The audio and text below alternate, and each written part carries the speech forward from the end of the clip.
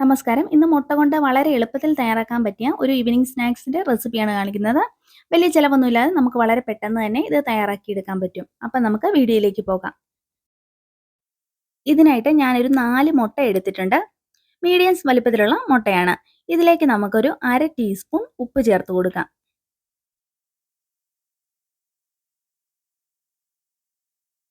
ഇനി ഇതിലേക്ക് ചേർത്ത് കൊടുക്കുന്നത് 1 ടീസ്പൂൺ കുരുമുളക് പൊടിയാണ്.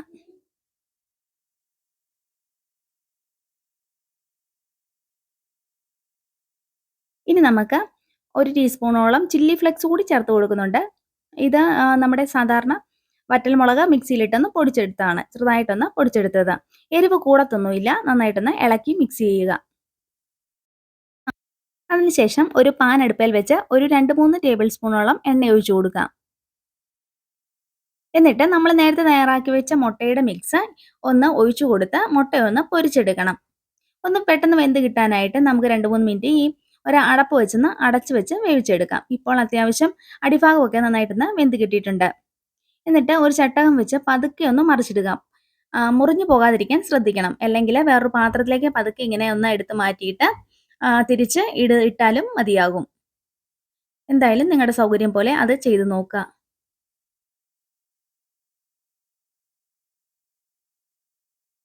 ഇനി ഇതൊന്ന് വെന്ത് കിട്ടിയിട്ടുണ്ട്. ഇത് നമുക്ക് വേറൊരു പാത്രത്തിലേക്ക് മാറ്റാം. മറിച്ചിടാൻ ബുദ്ധിമുട്ടുള്ളവർ ഇതുപോലെ ഒന്ന് എടുത്തിട്ട് തിരിച്ചിട്ടാലും മതിയാകും. എന്നിട്ട് ഇതെല്ലാം ഒന്ന് കട്ട് ചെയ്ത് ഓരോ ചെറിയ പീസ് പോലെ ആക്കിയെടുക്കുന്നുണ്ട്. നിങ്ങളുടെ ഇഷ്ടമുള്ള രീതിയിൽ കട്ട് ചെയ്തെടുക്കാവുന്നതാണ്.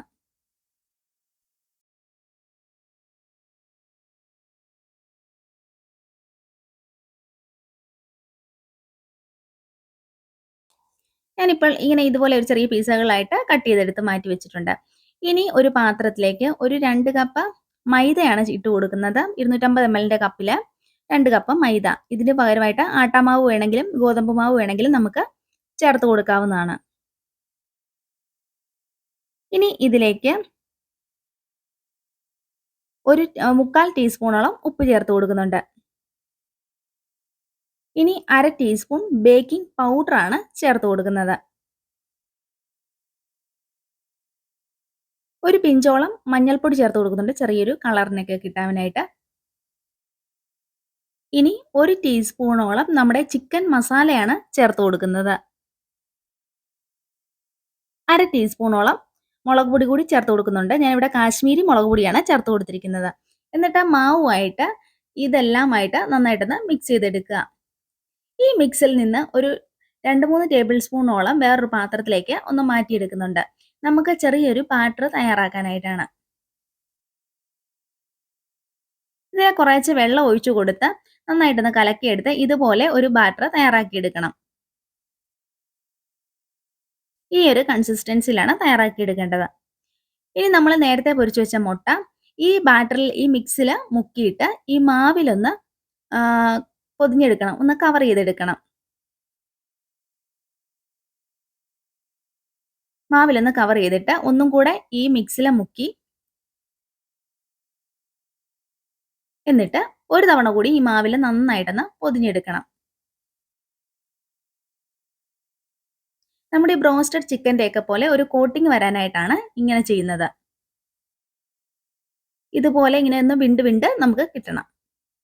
ഇതുപോലെ ഞാനിങ്ങനെ ഒന്ന് തയ്യാറാക്കി എടുക്കുന്നുണ്ട്. ഇങ്ങനെ റെഡിയാക്കി വെച്ചിട്ട് ഒത്തിരി നേരം വെക്കാൻ പാടില്ല. ഒരു കടായി അടുപ്പിൽ വെക്കുക. കുറച്ച് ഓയിൽ ഒഴിച്ചു കൊടുക്കുക. ഞാനിവിടെ സൺഫ്ലവർ ഓയിലാണ് ഒഴിച്ചു കൊടുത്തിരിക്കുന്നത്.